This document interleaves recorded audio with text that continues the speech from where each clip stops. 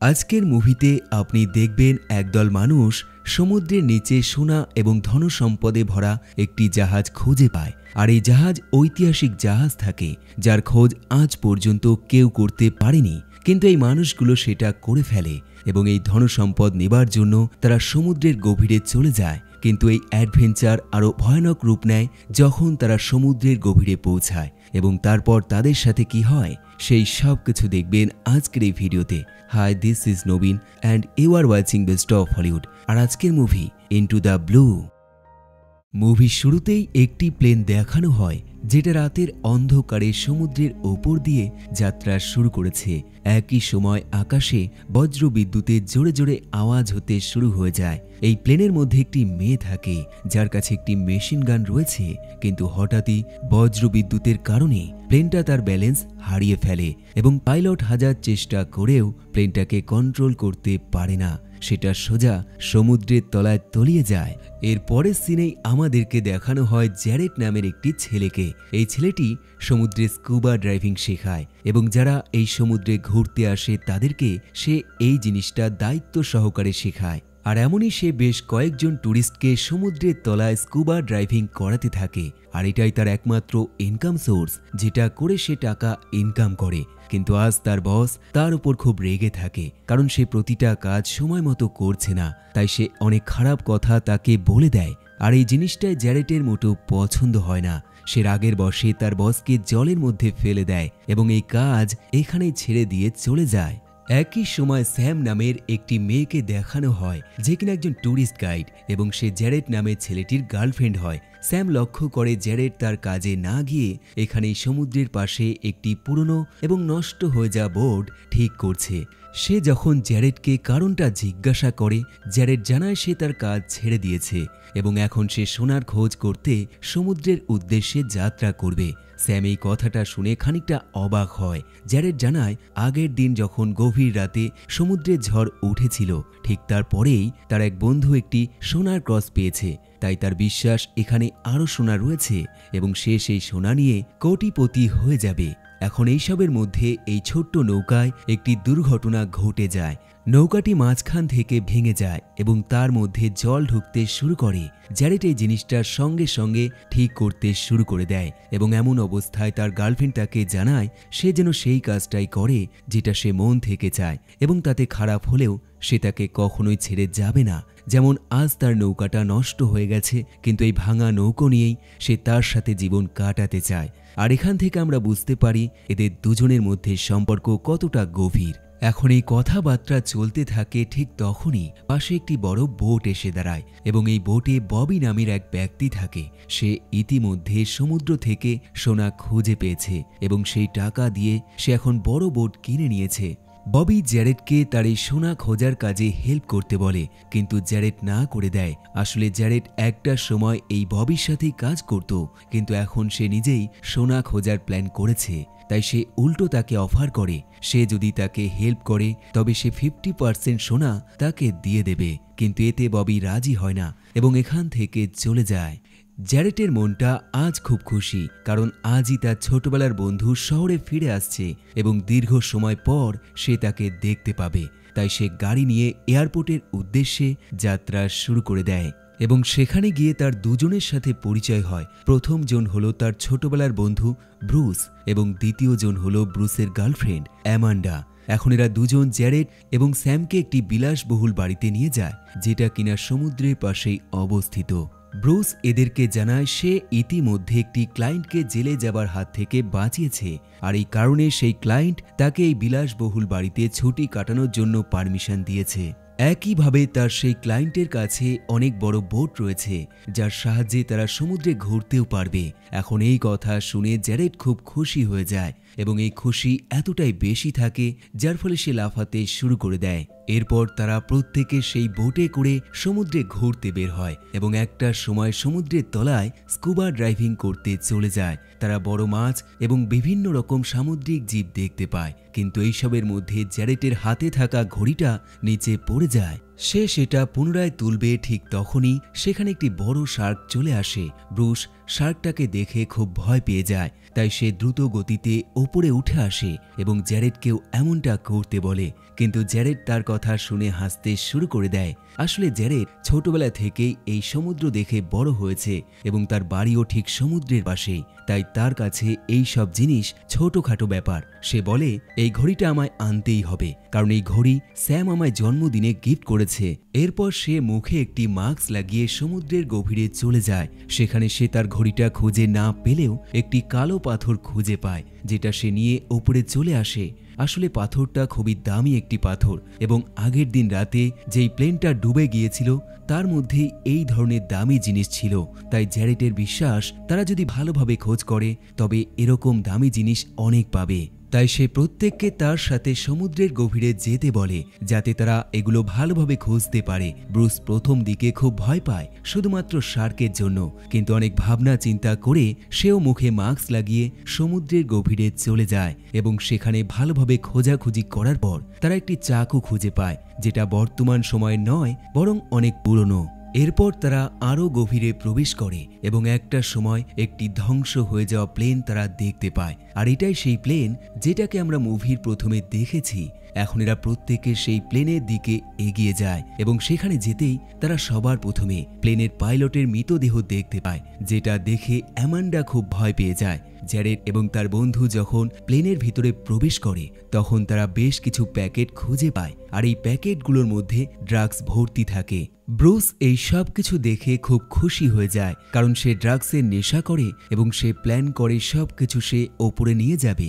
কিন্তু বাকিরা তাকে এমনটা করতে দেয় না এবং তারা খালি হাতেই ওপরে ফিরে আসে। সন্ধ্যা হলে তারা বিচ হাউসে বসে সমুদ্রের নিচে থাকা ধনসম্পদের সম্বন্ধে আলোচনা করে। ব্রুস তাদেরকে জিজ্ঞাসা করে, তাহলে কি সমুদ্রের নিচে আরও ধনসম্পদ রয়েছে? জ্যারেড জানায়, সমুদ্রে মাঝে মাঝেই বড় বড় ঝড় হয়ে থাকে এবং সেই ঝড়ের কারণেই বড় বড় জাহাজ মাঝে মাঝেই ডুবে যায়। তাই সমুদ্রের নিচে ধনসম্পদ অবশ্যই রয়েছে, কিন্তু সেই ধনসম্পদ নেবার জন্য তাদেরকে আইনতভাবে সেই জাহাজের পরিচয়পত্র সরকারের কাছে জমা দিতে হবে, অর্থাৎ এটা প্রমাণ করতে হবে যে সেই জাহাজটা তাদের। কিন্তু সমস্যা হলো তাদের কাছে কোনো প্রমাণপত্র নেই এবং তার আগে যদি পুলিশ এখানে চলে আসে তবে এটা একটা ক্রাইম সিন তৈরি হয়ে যাবে। তাই তারা প্ল্যান করে সবার প্রথমে তারা সেই পুরনো জাহাজ খুঁজে বের করবে এবং সেখান থেকে ধনসম্পদ নিয়ে নেবার পর তারা ক্লেম করবে যে এটা তাদের জাহাজ। এখন এই প্ল্যান শুনে ব্রুস খুব আনন্দিত হয়ে যায় এবং সে এই মিশনে যত রকম খরচ হবে সেই সব কিছু দেওয়ার জন্য রাজি হয়ে যায়। এরপর তারা সব রকম ইকুইপমেন্ট নিয়ে সমুদ্রের তলায় চলে যায় এবং সবার প্রথমে দড়ি দিয়ে একটি বাউন্ডারির মতো তৈরি করে এবং সেই নির্দিষ্ট জায়গায় ভালোভাবে তল্লাশি করতে শুরু করে দেয়। বেশ কিছুক্ষণ পর ব্রুস একটি মোটা লোহার চেন খুঁজে পায়। সে মনে করে হয়তো শিপটাও তারা খুঁজে পেয়ে যাবে, কিন্তু তেমনটা হয় না, কারণ সেই চেনটা কিছুটা গিয়েই শেষ হয়ে যায়। এখন এর মধ্যে অ্যামান্ডা নামের সেই মেয়েটি লুকিয়ে আরও একবার সেই প্লেনের মধ্যে প্রবেশ করে যেখানে ড্রাগসের প্যাকেটগুলো রয়েছে। আসলে তার লোভ সেই ড্রাগসের মধ্যেই পড়ে রয়েছে, তাই সে যে করেই হোক সেগুলো কালেক্ট করতে চায়। কিন্তু এই চালাকি করতে গিয়ে তার অক্সিজেন সিলিন্ডারের অক্সিজেন শেষ হয়ে যায়। এদিকে প্রত্যেকে বাইরে চলে আসে এবং তারা অ্যামান্ডাকে খুঁজে পায় না।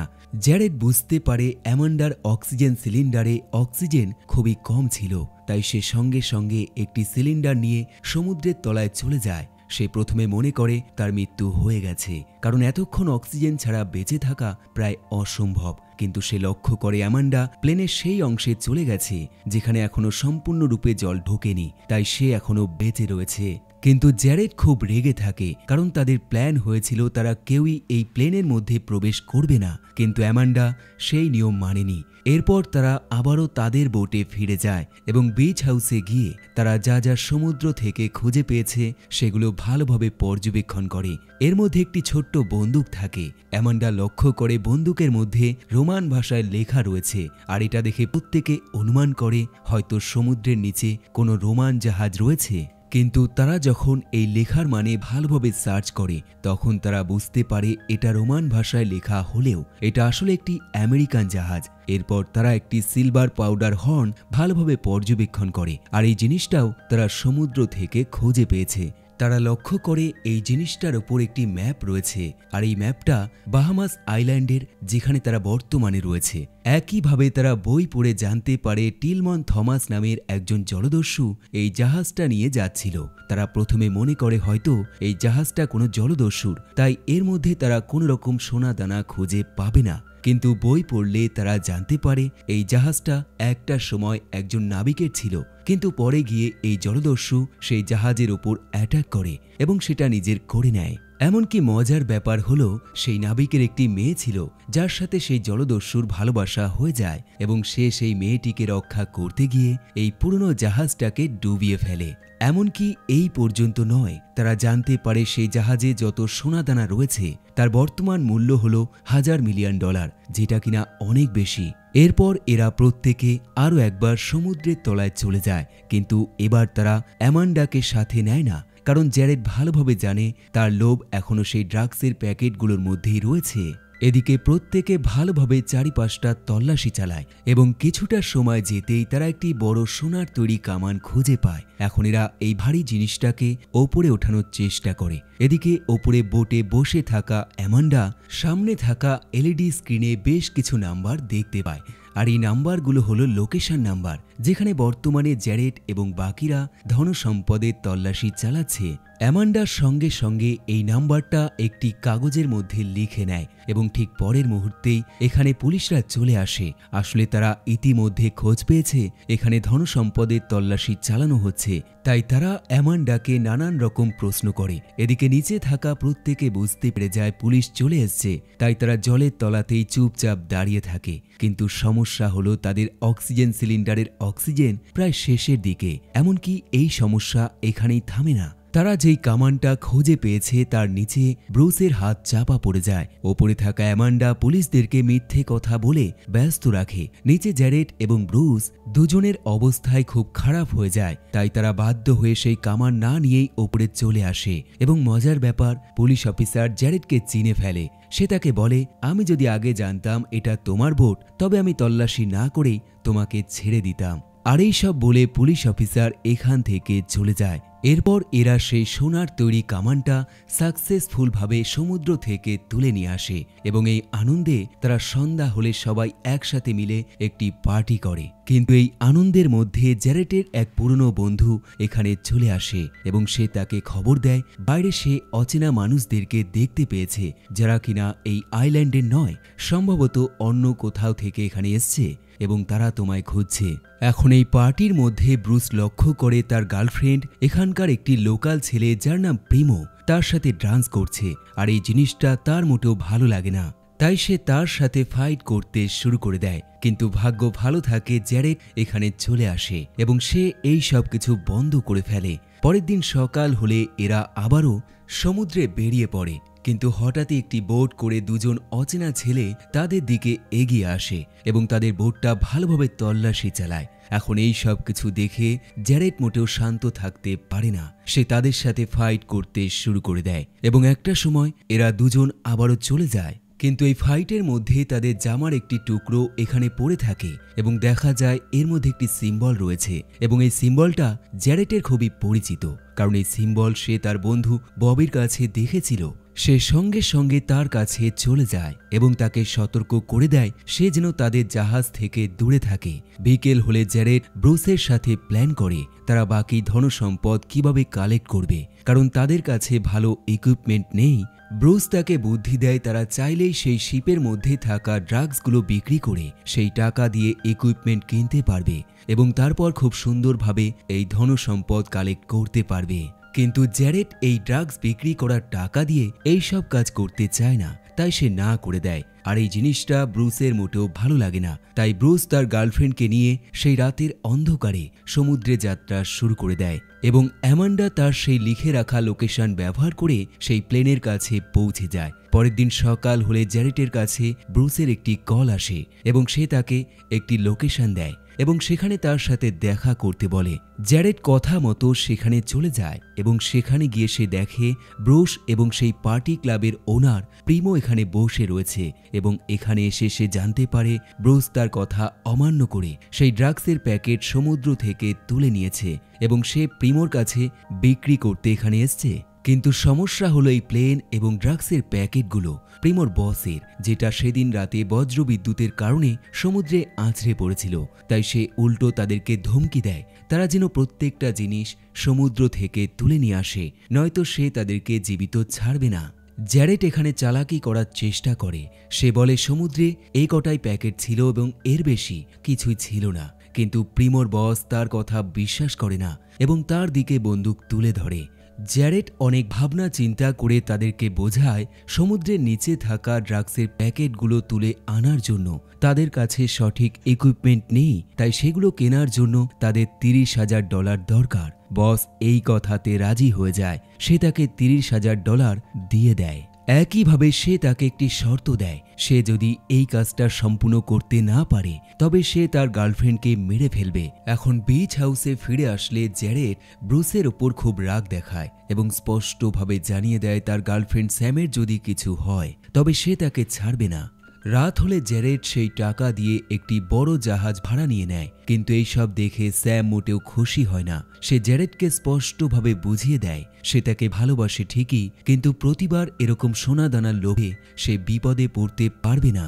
আর এই বলে সে এখান থেকে চলে যায়। এখন এরা প্রত্যেকে তাদের সেই নতুন জাহাজটা চালু করে এবং এমনটা করার ফলে জাহাজের ব্লোয়ার থেকে বেরিয়ে আসা জল সোজা সমুদ্রের তলায় ধাক্কা মারে এবং সেখানের বালি সরে যায় এবং এমনটা হওয়াতে তারা প্রথমবার দেখতে পায় এখানে একটি জাহাজ রয়েছে। তারা সঙ্গে সঙ্গে নিচে যায় এবং সেই জাহাজের মধ্যে লেখা থাকে জাইপার। আর এই জিনিসটা তাদের মনে আনন্দ ফুটিয়ে তোলে, কারণ তারা জানে এই লেখা ব্যবহার করে তারা এই পুরো জাহাজের ওপর ক্লেম করতে পারবে। কিন্তু এরা প্রত্যেকে জানে তাদেরকে সবার প্রথমে সেই ড্রাগসগুলো বের করতে হবে, কারণ তাদের কাছে মাত্র 12 ঘন্টার সময় রয়েছে।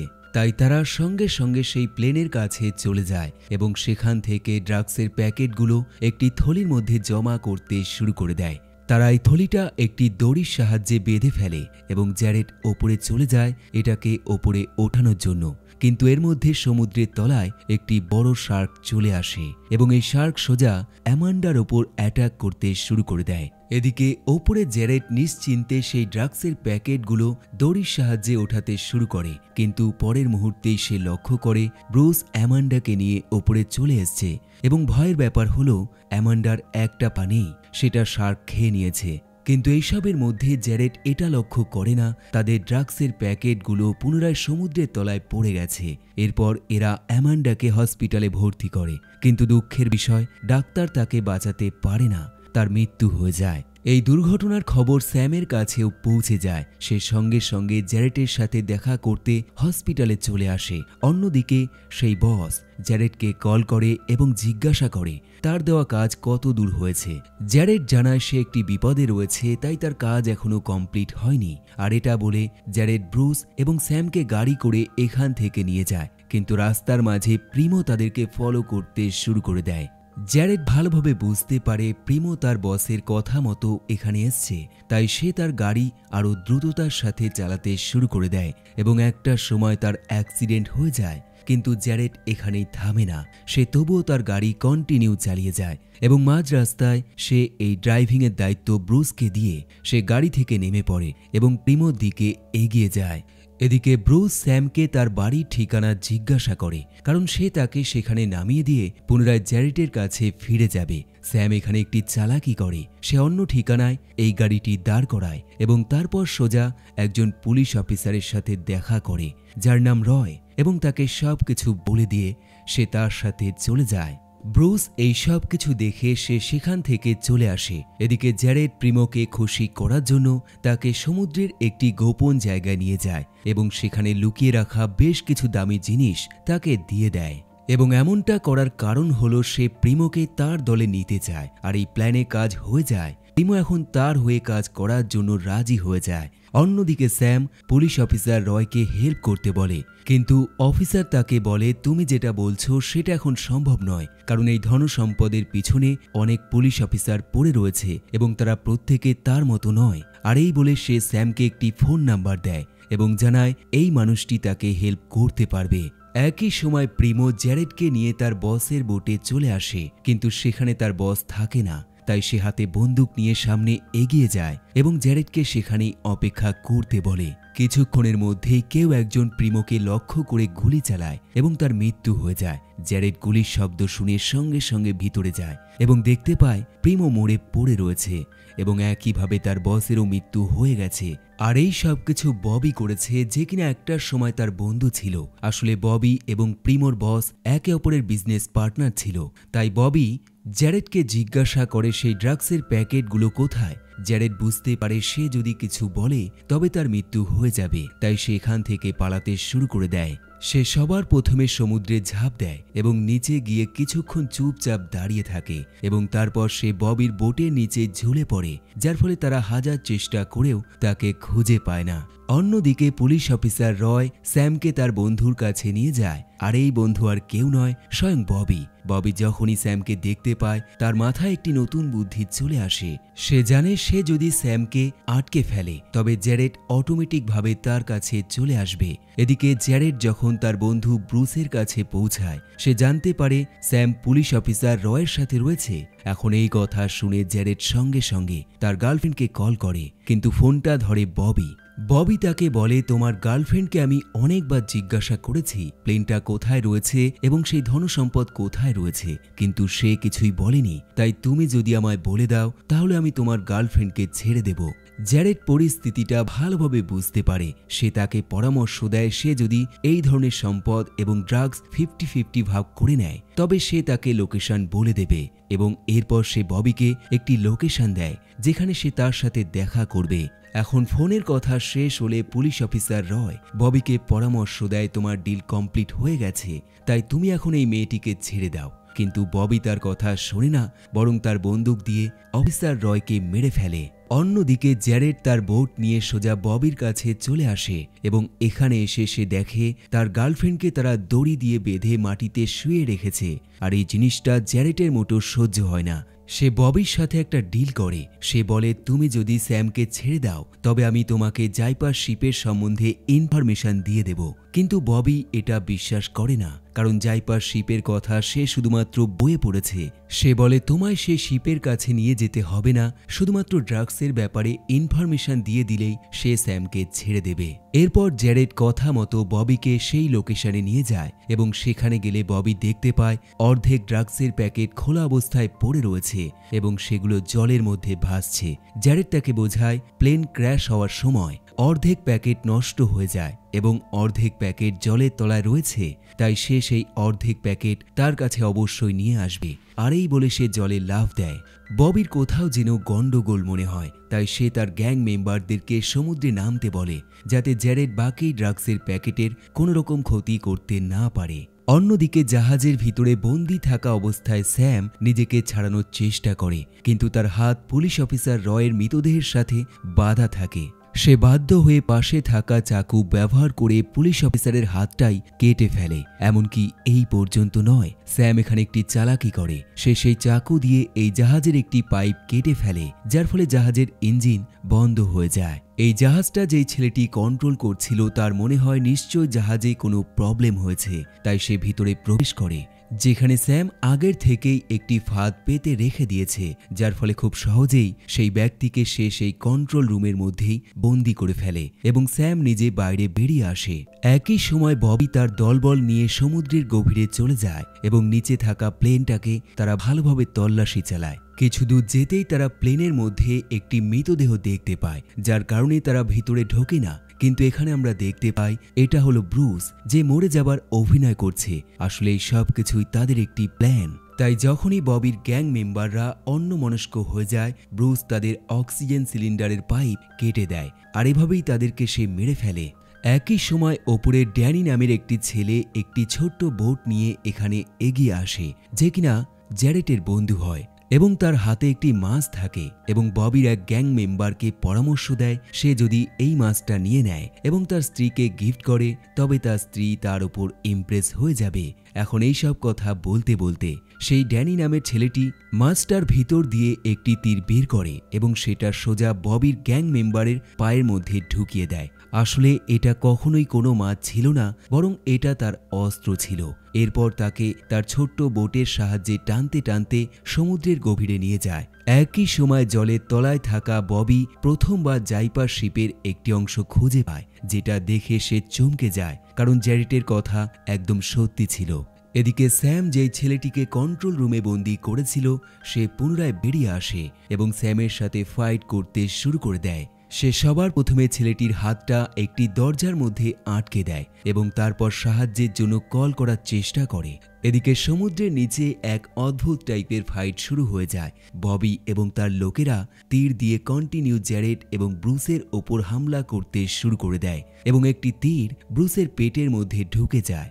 জ্যারেটও চুপচাপ বসে থাকে না, সে একটি তীর সামনে থাকা মানুষটির চোখের মধ্যে গেঁথে দেয়, আর এমনটা করার ফলে রক্ত চারপাশে ছড়িয়ে যায় এবং আরও এক বিপদ এখানে হাজির হয়ে যায়, আর সেটা হলো শার্ক। এই রক্তের গন্ধে বড় বড় শার্ক এখানে চলে আসে। জ্যারেট ভালোভাবে বুঝতে পারে তার বন্ধু ব্রুস খুব আহত এবং এখনই তার ট্রিটমেন্ট করতে হবে, তাই সে তাকে উপরে যেতে বলে এবং ডিসাইড করে সে একাই এদের সাথে লড়াই করবে। একই সময় ওপরে স্যাম একটি বড় পদক্ষেপ নিয়ে নেয়, আর সেটা হলো ববির সেই গুন্ডাকে মার্ডার করার জন্য। সে তাকে নিয়ে জলে লাফ দেয় এবং তার হাতে একটি বড়সড় আঘাত করে, যার ফলে রক্ত বেরোতে শুরু হয়ে যায় এবং এই রক্তের সাহায্যে একটি বড় শার্ক এখানে ডেকে নিয়ে চলে আসে, যার ফলে সেই মানুষটি সোজা শার্কের পেটে চলে যায় এবং স্যাম আবারও বোটে ফিরে আসে। অন্যদিকে জলের তলায় জ্যারেট ববিকে খুঁজতে শুরু করে দেয় এবং একটার সময় সে ববিকে প্লেনের মধ্যে খুঁজে পায়। ববির সঙ্গে সঙ্গে তার উপর অ্যাটাক করে, যেটা দেখতে পেয়ে জ্যারেটও সতর্ক হয়ে যায় এবং সুযোগ বুঝে ববির অক্সিজেন পাইপ খুলে ফেলে। ববি কোনো উপায় না পেয়ে সে এই ফাইট থামিয়ে প্লেনের সেই অংশে চলে যায় যেখানে এখনো জল সম্পূর্ণরূপে ভর্তি হয়নি এবং সেখানে গিয়ে কিছুটা শ্বাস নিয়ে নেয়। ববি এই সুযোগে একটি তীর রেডি করে, যার সাহায্যে সে জ্যারেটকে মার্ডার করতে চায়। একইভাবে জ্যারেট একটি অক্সিজেন সিলিন্ডার সোজা ববির দিকে ধরে এবং তার মাথাটা খুলে ফেলে, যার ফলে সেই সিলিন্ডার সোজা ববির দিকে এগিয়ে যায়। যদিও ববি এর থেকে বেঁচে যায়, কিন্তু সেটা প্লেনের ইঞ্জিনে আঘাত করে এবং এক ভয়ানক বিস্ফোরণ হয়, যার ফলে ববি এখানেই মরে যায়। এরপর 6টা সপ্তাহ কেটে যায় এবং এই টিম আরও একবার সেই সোনার তৈরি কামানটা ওঠানোর চেষ্টা করে, কিন্তু দুঃখের বিষয় এবারও সেটা অসফল হয়ে যায়। তাদের দড়ি ছিঁড়ে সেটা সোজা নিচে পড়ে যায় এবং চমকে যাওয়ার মতো ঘটনা ঘটে যায়, কারণ এই আঘাতে নিচে থাকা পুরনো জাহাজ টুকরো টুকরো হয়ে যায় এবং ভিতর থেকে একাধিক সোনার প্লেট বেরিয়ে আসে। আর এই জিনিসটা প্রত্যেককে খুশি করে দেয়, কারণ এর অর্থ হলো তারা প্রত্যেকে প্রচুর টাকার মালিক হতে চলেছে। বন্ধুরা, এই মুভিটি যদিও একটি কাল্পনিক ঘটনা, কিন্তু বাস্তবে এই সমুদ্রের নিচে এরকমই ধন সম্পদ রয়েছে যার পরিমাণ $24 ট্রিলিয়ন সমান, যেটা কিনা অনেক অনেক অনেক বেশি। তো এই ছিল আজকের মুভি। কমেন্ট করে জানাতে পারেন আপনার মতামত। সবশেষে ধন্যবাদ আপনাকে ভিডিওটি শেষ পর্যন্ত দেখার জন্য। আবার দেখা হবে নতুন একটি ভিডিওর সাথে, নতুন একটি গল্পের সাথে। দেখতে থাকুন বেস্ট অফ হলিউড।